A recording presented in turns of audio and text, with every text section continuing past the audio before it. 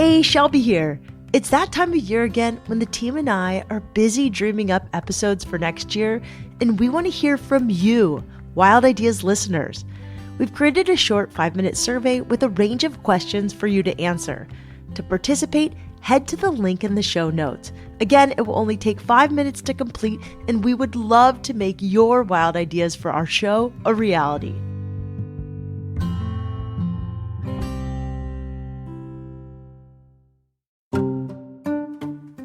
I think I've always had those wild ideas where I can see the North Star and what this will look like 10 years from now, but convincing people of it now is rough. I just love what adventure travel has taught me, and that's why I'm so passionate about sharing that with others. It builds a lot of self-confidence. It's incredibly humbling, really pushes your limits. To me, there is nothing better that you can put yourself through, and to do something for yourself. When Nadah Feteih first started hiking and camping, she fell in love with the rhythm of long days outside. She savored the profound quiet of the forest, the meditative flow of walking on a trail, and the hypnotic crackling of a campfire. But the more time she spent on the trails, she noticed something. She was often the only woman wearing a hijab. It was a little isolating, but it didn't deter her from pushing herself to take on bigger and bigger challenges. As Nadah became a more skilled hiker, she decided to climb Mount Kilimanjaro. That trip sparked an idea. What if she created a community where Muslim women could come together, adventure, and build confidence? I'm Shelby Stanger, and this is Wild Ideas Worth Living, an REI Co-op Studios production presented by Capital One and the REI Co-op MasterCard. Nadah Feteih, welcome to Wild Ideas Worth Living. So for people who don't know you, how do you introduce yourself and your work? Ooh, that's a loaded question. I always wonder, what parts of me should I share? How do I tell this story? I have a background in computer science. I worked as a software engineer for a number of years. And over the last few years, my obsession with the outdoors began. I started running, trekking, and eventually getting into mountaineering. And the one thing that I've always been passionate about is building community and sharing the love that I have for my hobbies with others. And so I started an adventure company a few years back for Muslim women. And so I've been running group trips, taking Muslim women outdoors for the last 2 years. And it's been a journey itself, learning how to be an entrepreneur while also kind of traveling a bunch for my own adventures. And it's just been a crazy journey. I love it. I love it. I'm curious where your love of outdoor adventure began. Did you grow up outdoorsy? Were your parents outdoorsy? So I feel like I've always had that free spirit in me. I've always loved being outside. I joke with my friends and I say I'm solar powered. I just need the sun to get energy and to feel happy. One of my first memories is actually a camping trip that my family took us on in Yosemite National Park. It was me, my 2 sisters, my parents, and a number of other Egyptian families that were living in the Bay Area at the time. And I still look back at those pictures and I feel like there was a seed planted then. And, I think we're really fortunate to have had that experience. A lot of immigrants don't really feel as confident or comfortable going outdoors. I didn't fully lean into it until college when my friends and I here in San Diego would go hiking. And then once I graduated, I started traveling more. So I started driving to different national parks within California and then across the West Coast. And then started signing up for different races. I really loved running at the time and building up my endurance to eventually doing big summits like Kilimanjaro. That was my first big trek. And I stood at the summit on January 1st, 2023. And I always say that was a big turning point for me. And it really established my love for the big mountains. How did that trip come about? After I got laid off from my software engineering job at Meta at the end of 2022, it was a big shock for me. The layoffs were completely random. I was a high performer. I wasn't happy with my work the prior 6 months, and I switched teams so many times trying to figure out what is it that needed to change. But I did not have the confidence to just quit and to figure out what was going to come next in my life. And so I always say it was a blessing that I didn't have to make that decision and the decision was made for me. And it really just, my world was open. So you got laid off from Meta, Facebook in 2020? November 2022. Okay. And in December, I left for Kilimanjaro. So did you just sign up on a random trip or did you have friends? Yeah, I signed up with, it's a adventure company based in Dubai, and a lot of Arabs take trips with them. And I remember a lot of the Arab mountaineers and climbers that I was following had joined them on trips before. And even though I'm born and raised here in the US, I'm American, culturally and religiously, it was really important for me to go with that company because being around other Arabs and Muslims, you have the same foundation, same culture, same values. And so I think finding those people abroad that had the same passion and love for hiking and trekking, we just had a lot in common and a lot to connect on while we were on the mountain. What was the highlight of that trip? I think it was making it to the summit and realizing, wow, I'm so much stronger than I thought I was. You know, I've never done anything like this. It was a little nerve-wracking signing up for it, going to a different country, hiking with people I've never met before. But I also was confident enough in a way where I was like, I can figure out what I need to figure out to do this thing. And then I made it to the top and I was like, wow, it can only go up from here. You know, if I could do this, who knows what I could do after that. Mount Kilimanjaro was the hardest trek Nadah had tackled up to that point, but it was also her biggest triumph. One factor that made it so meaningful were the connections she made with the other hikers on her trip. Suffering and summiting with people she knew shared her values created a powerful bond. That trip planted a seed. Nadah knew she wanted to share these transformative outdoor experiences with other Muslim women.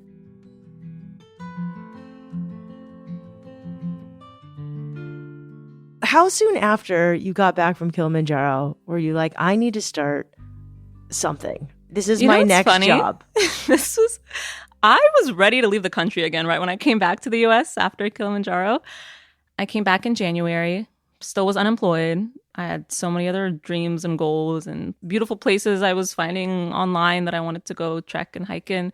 And at that point, I was sharing a lot of my adventures on social media, and a lot of women in my community would see the places I'd go to or the adventures that I'd go on and would say, oh, I would love to do that, or I never have people to go with.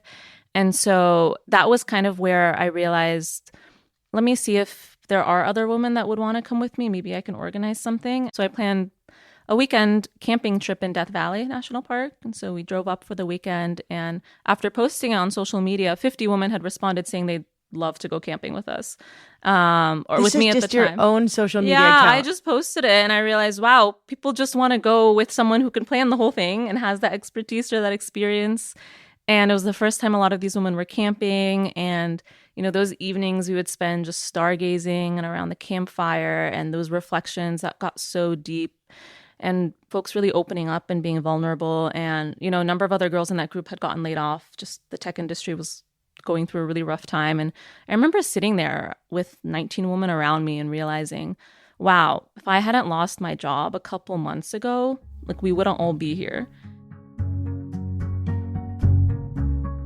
On that first trip to Death Valley, Nadah saw how important it was for Muslim women to spend time outside together. She also discovered how much she enjoyed leading these trips. From there, Nadah decided to put on another excursion a few months later, and another one a few months after that. This was the beginning of a guiding business, which she named Metwa Collective. So you took some people to Death Valley. You probably planned some other trips after that. Where was this aha moment where you're like, I have to plan this. I have to start this. This is my next job. Like, when does this happen? Yes. So it all happened pretty quickly. I think I did that first group trip in February 2023. I did one more trip in May and maybe one more in September. And it was October 2023. And I found out that REI Path Adventures was partnering with Founded Outdoors to launch this accelerator program for people of color starting small businesses in the outdoor industry. And as soon as I read that line, I was like, well, that's me, you know? And I knew what I was running had a lot of potential. We had really high demand in all of our trips. We were selling all of our trips out and it was profitable. So I was like, okay, this sounds like a business to me. What's the mission of Metwa Collective? Well, I usually say Metwa Collective is an adventure company rooted in faith, exploration, and self-discovery for Muslim women. I'd only ever come across a handful of other hijabis or Muslims on the trails. And so it is very important for our community to be out there and to be visible, especially now, you know, with everything that's happening in the Middle East. And we're trying to carve out those spaces where we can also heal and we can be outdoors and we can be with each other And nature is just so healing. And that's where the name Metwa Collective comes from. Metwa in Arabic means a place of refuge or sanctuary. And that's how I'd always felt about the outdoors. And when you think of a refuge or a safe space, it's so hard to even contextualize what that would mean in the world that we're living in right now. And so if we can even have like that small slice of like solace through an hour of meditation that we're doing outdoors or just hiking in silence, like it's really beautiful. And a lot of the noise that we're surrounded with right now, it's hard to find that.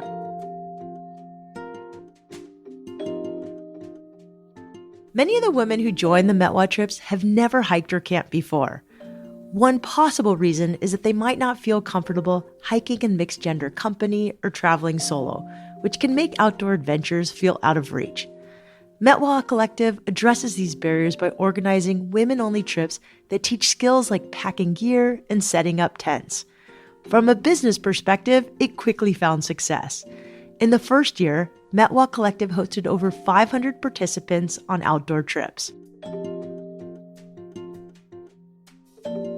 So Metwa Collective, you started it in 2023, and your first year was really impressive. How many trips did you actually run? Yeah, we ran 26 group trips in our first full year, which is a pretty insane number from what I realize now after kind of entering the industry and seeing how other adventure companies run. And I always say we're assembling the train tracks as the train is running. That is a lot for year one. What kind of trips did you take people on? Yeah, we did a lot of nature trips here in the US. We would visit national parks. We would do a lot of cabin trips, glamping trips. We did maybe a couple of backpacking trips. And did you lead all these trips? No, I stopped leading trips by like month 3 and then started finding other really passionate women from the group trips that I had run. And they obviously believed in the mission and wanted to contribute in some way. So then kind of had a very casual training process and then pulled them into leading trips. And we're kind of slowing down now. You know, I want to make sure that we're properly training all of our leads and we're putting out quality experiences. But it's a collective because I don't want to be the face behind it. I want us to build and to grow this community in a way where these women can work with us as outdoor guides. I can build a team of women who can help us, you know, build this to a point where it's serving thousands of people. When I taught surfing, women would come for like a weekend or a week-long clinic, and then they would quit their job, divorce their husbands, or move across the country to San Diego. Yeah. And their life would never be the same again. And then it would keep going and going and going. I'm curious if some of these women have developed courage that they've taken outside of their lives to do other things. Absolutely, yeah. Yeah, and that's why I love the focus on adventure travel because, you know, we're not just going on these retreats or these vacations. I want people to feel uncomfortable. I want them to push themselves out of their comfort zone and to do something that scares you. And I think that's how I developed a lot of the confidence and courage that I have now. I used to be so shy growing up. My mom always says I didn't start talking until I was 5. And so I really feel like a lot of the outdoor adventures I've done have given me a lot of confidence to pursue other wild ideas and to live in the way that I do now. What adventure have you done that's given you the most confidence? Was it that Kilimanjaro trip? That was Aconcagua. I did Aconcagua in January. I stood on the summit of the highest mountain in the Americas, January 16th, I believe. It was a 16-day expedition. I'd never camped for that long or been in the mountains or really roughed it for that long before. And it was an experience that really tested me. Not just physically, I think I was well prepared for it, but mentally. You know, you're just left to the elements at some point, and as much as you've trained for the summit, you know, day 12, you're on the mountain and you're monitoring the weather forecast, and you don't know what the wind conditions are going to be like your summit day, if you're going to need to go up earlier or later, and you start to feel the symptoms of altitude sickness, and you know, you're wearing the same clothes for like 7 or 8 days. It's just crazy. And it gives you a lot of gratitude for what you have in your day-to-day life and a lot of humility. What was the hardest part of Aconcagua? You know, what's so funny is I'd almost bailed from the Aconcagua summit 2 months prior. I was just really stressed and overwhelmed with work. I was guilty about taking time off to go do the summit. It was almost 3 weeks. I was feeling guilty about the financial investment I'd be putting into this. But I'd connected with one of the social media and community managers at GU Energy Gels, and we kind of chit-chatted for a little bit. And he knew about my summit, and he'd ended up mailing me a whole box of gels with like a really nice postcard and note that said something like, "What you're doing is amazing. I'm really proud of you. I have no doubt you're going to summit Aconcagua." And I swear, the day before I'd gotten that package, I had already sent the email dropping out of the expedition. I was like, just not feeling confident anymore. And so getting that note from someone who actually doesn't know me at all, but believes in me in some way, kind of made me feel like I should still put in the effort and try to pursue this. And so he knows that. I told him afterwards, I actually changed my mind and I decided I'm just going to go through with it. And went through the entire expedition and made it to the top. And so it was worth it. That's really cool that a total stranger in the outdoor industry just sent you some go with a note and it really impacted you. And that's why it's so important to support marginalized communities and people of color like me that are in this space, because it's so demoralizing sometimes when you feel like you're the only one trying to do these things. Even though I was physically and mentally ready to pursue this big expedition, no one understands it from my community or my family. So I will still second guess why I'm doing these things. And for someone from the outdoor industry who's, supported a lot of other athletes, to just extend that, gesture and that note. Words mean a lot sometimes when you're not feeling the best, hearing it from someone else. And so, I emailed them back. I said, put me back on. I'm coming.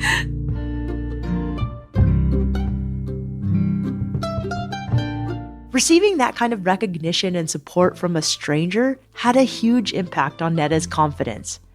It mirrors what she's doing with Metwa. She wants to give the participants not only the tactical skills required for camping and hiking, but also faith in their own abilities.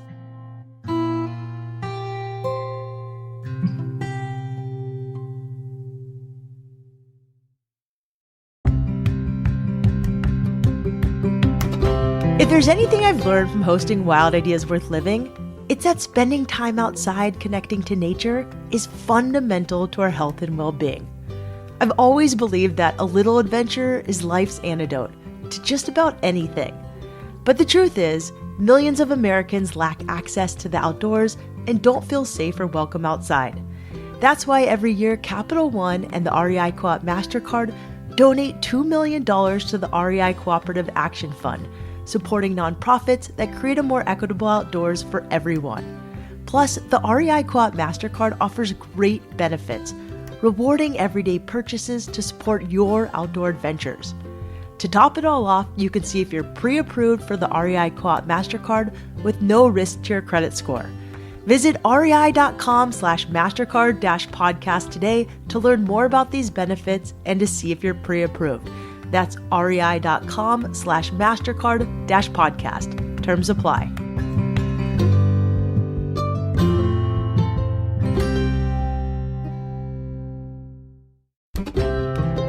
Whether you're summiting peaks, grilling a steak at camp, or just opening packages at home, there's one tool that's always ready for the job: a Benchmade knife. Since 1987, Benchmade has been making knives that anyone can rely on, from adventurers to craftsmen and more. With a factory located in Oregon City, Oregon, Benchmade is all about premium materials, precision artistry, and their awesome Life Sharp service, which means free lifetime sharpening on every knife. Yep, free for life. From the ultralight bug out to the iconic Osborne, Benchmade's lineup is built for performance. And if you're a camp chef or backyard griller, the Station knife is your new best friend. It's a versatile blade ready to slice and dice ingredients whenever inspiration strikes. So wherever you're headed next, stay sharp, stay ready with Benchmade.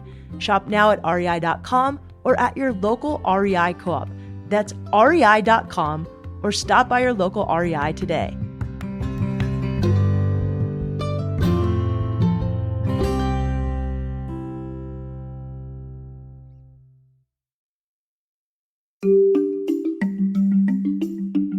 Nadah Feteih is the founder of Metwa Collective, a company that runs adventure trips for Muslim women. Nadah has a background in tech, and operating Metwa Collective has been a real learning experience for her. Now that outdoor adventure has become her profession, Nadah has made it a priority to keep going on expeditions just for fun, like her trip to Aconcagua. While she's gained confidence on bigger climbs, one challenge has followed her from the very beginning: finding outdoor gear that feels comfortable and modest. For many Muslim women, the right clothing can be the difference between feeling ready for the trail and staying home. with Metwa Collective, it's the first time a lot of these women are going outdoors, and they're always asking for recommendations on gear and clothing. And there's been a gap in the market, clearly. No one's really served our community before. And so there's so much potential, not just in my own personal experiences and expeditions that I want to pursue, but in sharing that with so many others. Well, okay, let's just talk about the biggest difference in your community aesthetically. There's only one difference. We're covered. Yes. Can you tell me what has worked? Is there any gear companies that are awesome? Yeah, absolutely. And I started a whole series on Instagram trying to review modest activewear options, things that I've tried out and things that work for me and, the system I've landed on. But I can honestly say that the reason why it took me so long to get into running was because I did not feel confident enough to run outdoors in my headscarf. I was like, I'm going to get so many stares. I was still really self-conscious in high school. And it's just material that you feel like is going to stifle me. And I just didn't know what my options were. And I just didn't want to get stared at, But when I saw other hijabi runners and they were doing it so flawlessly and they were training for marathons, I was like, wow, I can actually do this thing. And so representation and seeing people that look like you doing these things matters a lot. And that's why I still share things online. And I share my own journey into getting into these hobbies. From a safety perspective, a lot of us don't feel comfortable running in certain spaces as a covered Muslim woman, especially in times we're living in now with a lot of racism and rising Islamophobia. And you need that community and those people to run with to feel comfortable and safe doing it outdoors. I feel like I quickly, got that confidence in terms of running by myself in different places, but I still struggled to find out what I should wear. A lot of sports hijabs have the wicking material that maybe is a little bit more breathable. It just never really fit me very well, or I didn't feel comfortable running in them.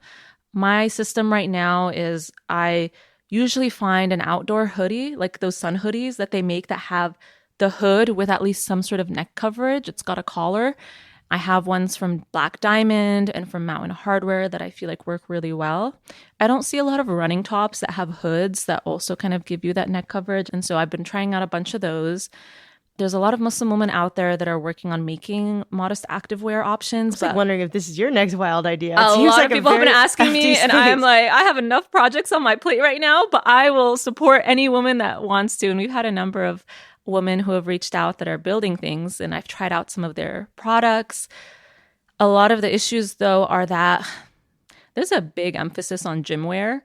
And the one thing that a lot of my hot takes when I've been doing these reviews that's the same with hiking gear and just even for non-coverage people. Yeah. And I'm just like, okay, the hoodie that you just made is fantastic. I've tried it out and that works if I'm going to the gym, but I will not be running 10 miles in this. And so it's really hard for me to express this to those smaller, modest activewear companies that are trying to build things that, will fill a need for what a lot of the women in our community are looking for. I feel like, the runners and hikers like me are still a subset maybe of active Muslim women and women that are into fitness. But I mean, regardless of whether you're Muslim or not, I just feel like there should be more modest options for women out there, both, on the running side. I've had a lot more luck, with hiking gear where I feel like naturally it is a little bit flowier or it's just not as tight and form-fitting. I was like, modest. I'm like, I just need sun coverage. Yeah. So a lot of the sun hoodies are a little bit looser. If you're going to be outside, you don't want something that's super tight. And can you describe your choice of clothing, for people to understand what you're coming from? A lot of Muslim women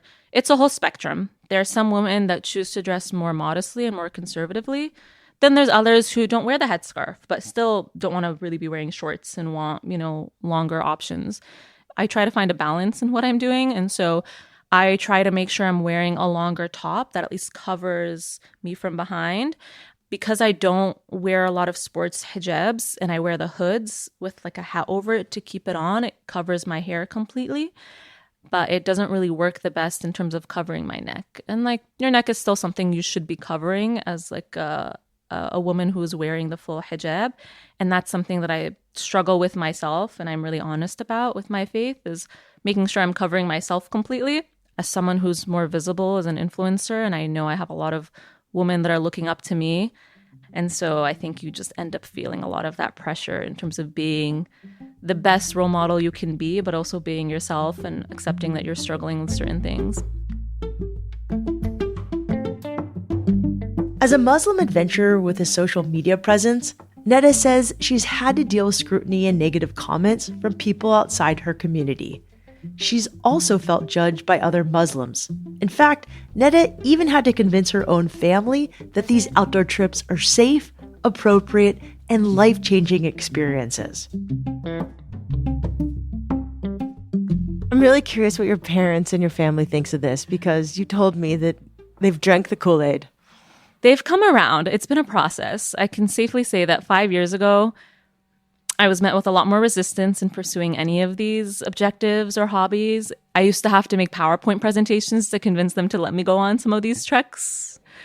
And I even put on those slides, look, there's other Arab and Muslim women that wear hijab that are climbing. Why can't I do this, And obviously doing my research. They're just worried. My dad has 3 daughters, I'm the middle child. I'm the more rebellious one. And so they just wanted me to stay safe. And so I took some time before they realized, okay, this girl knows what she's doing and she's training for these things. And I think it's just something that's so novel and new.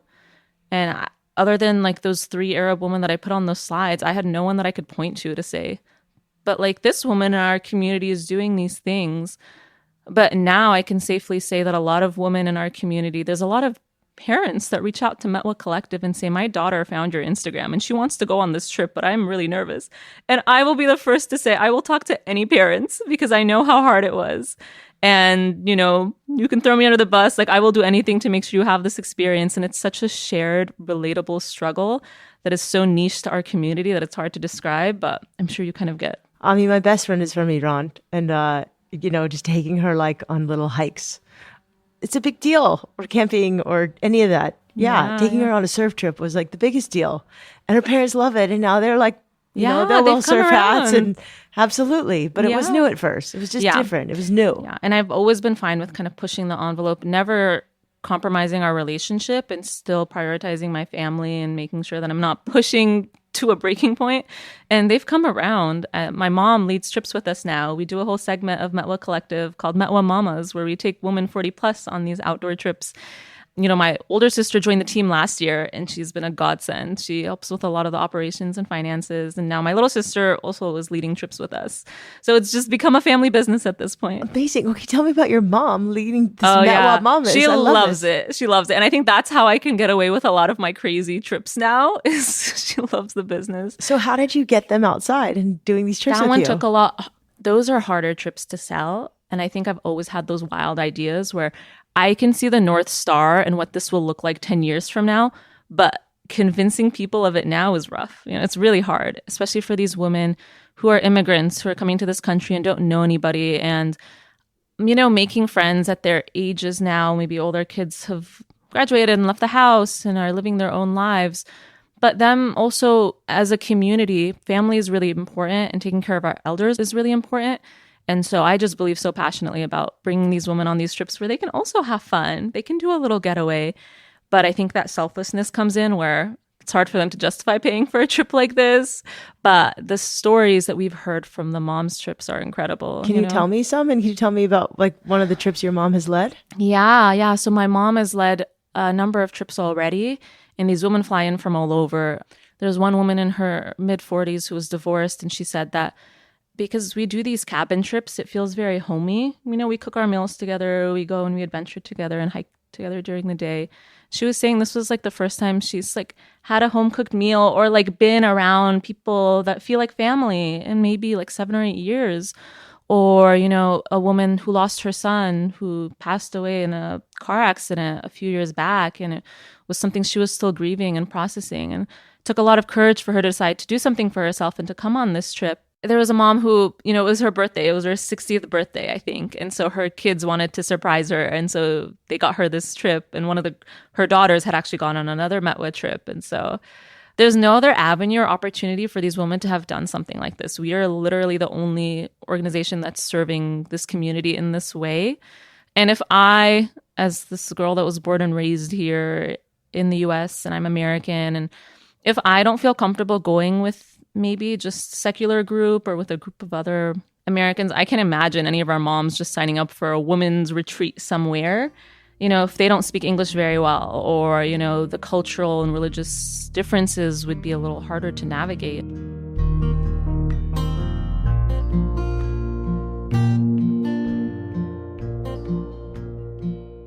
What's the best advice you give people who've never done like hiking or mountaineering, to get outside? I would say don't let self-doubt stop you from even trying out this thing that maybe you feel like you have an inclination or a desire to experience. And, doing the prep work and figuring out what you need to do this successfully is really important. And I think as women, we second guess ourselves. And, I always say my biggest piece of advice is to be your own cheerleader. If you can't find those supporters or those people that are going to hype you up in pursuing the things you want to do, you got to just hype yourself up and surround yourself with people that are already doing it. It's hard to go by yourself if it's really new. And so find community, find friends, drag your friends to go with you. There's so many organizations and spaces that have experts that can help bring you outdoors safely. And so Metwa Collective is one of them. And so if there's any Muslim woman out there, please join us or find your local groups that are taking others on group hikes or group trips. What advice would you give to someone wanting to live a bold, wild life on their own terms? Sometimes there's no precedent set for the bold, wild ideas that you want to live out, and you need to find the confidence within yourself to pursue it, regardless of whether you have mentors or supporters or there's an example or a role model out there for you. It's never a path that is easy, but it is worth it at the end. And I can honestly say, feeling like I'm right in the middle of it, where every other day I feel like, why am I doing any of this? I could have lived such an easy life, but that is not a bold, wild life that's worth living.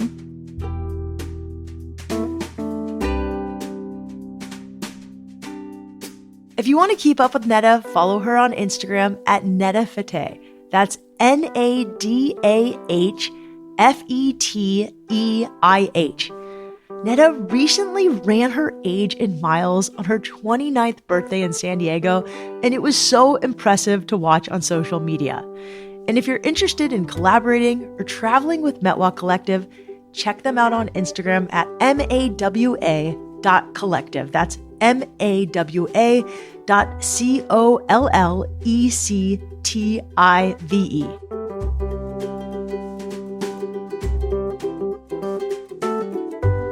Wild Ideas Worth Living is part of the REI Podcast Network. It's hosted by me, Shelby Stanger, produced by Annie Fassler, Sylvia Thomas, and Sam Piers-Nitzberg of Puddle Creative. Our senior producers are Jenny Barber and Hannah Boyd. Our executive producers are Paolo Motola and Joe Crosby. As always, we love it when you follow the show, take time to rate it, and write a review wherever you listen. And remember, some of the best adventures happen when you follow your wildest ideas.